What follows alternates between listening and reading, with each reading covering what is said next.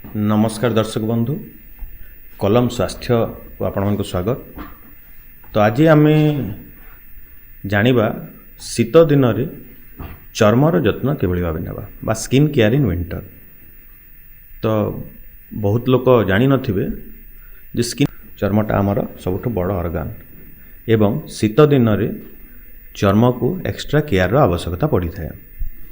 तार कारण है शीत दिन रे टेम्परेचर कमिबा सांगे सांगे जो आमर पवन अच्छी वायुमंडल अच्छी तार मॉइस्चर कंटेंट सीवियर मात्रा रे कमी जाता है, जोटा को आम ह्यूमिडिटी बोली कही था से बहुत डिक्रीज कर जाता है।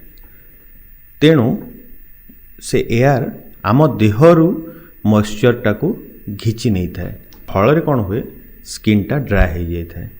स्किन ड्राए होगा फल स्क्रीन रे क्रैक देखा जाता है, जहाँ कि आम हाथ कि गोड़ फाटीजा बा चर्म फाटीजा बोलिक कही था।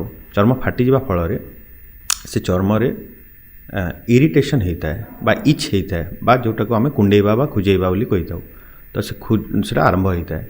आरंभ होगा फल जो मान नख थाए से कुंडे था से जगह स्किन रो इंजुरी होता है, घा होता है। तेणु यह तार साइंटिफिक बेसिसटा जी कहीं शीत दिन में देहटा फाटे तार केयर किभली भाव नेबा।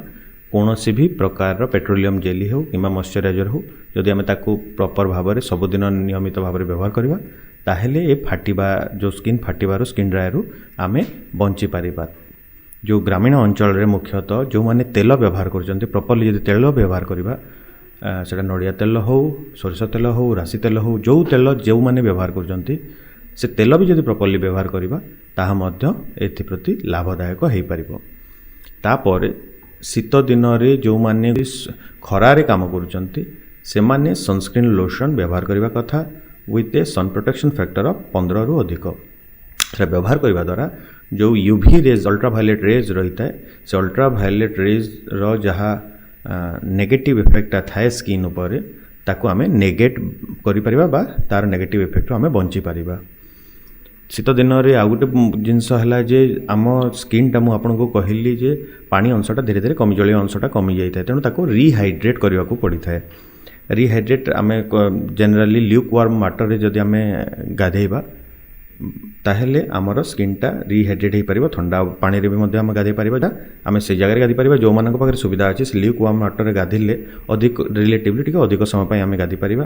गाधिबा द्वारा आमर स्किनटा पुणी रिहाइड्रेट होता है, जलीय अंशटा आम स्किन भीतर को प्रवेश करिता है।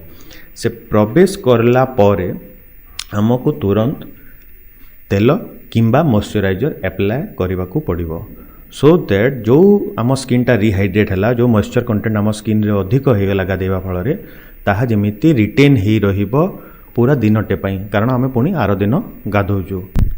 तापर गोटे जिनस है जो मानक देहरे आगरू स्किन समस्या थाए जपरिक एक्जिमा हो सोरियासिस हो ता ए शीत फल अधिक हो जाता है। तेणु से समस्या जदि कहार अच्छी से माने निजर स्किन डाक्टर सांगरे नियमित कंटाक्ट रहिबार आवश्यकता अच्छी। जो जगह स्किन डाक्टर नहांती से जगह कौन भी स्वास्थ्य केन्द्र सरकारी स्वास्थ्य केन्द्र को जाई डाक्टर सांगे परामर्श नियंतु से तांको परामर्श हिसाब से ऑइंटमेंट किंबा लोशन एप्लाय करंतु। शीत दिन आउ गोटे प्रमुख समस्या होता है जे डेंड्रफ बा ओपी हेबा एक प्रमुख समस्या प्रायतः समस्त को होता है।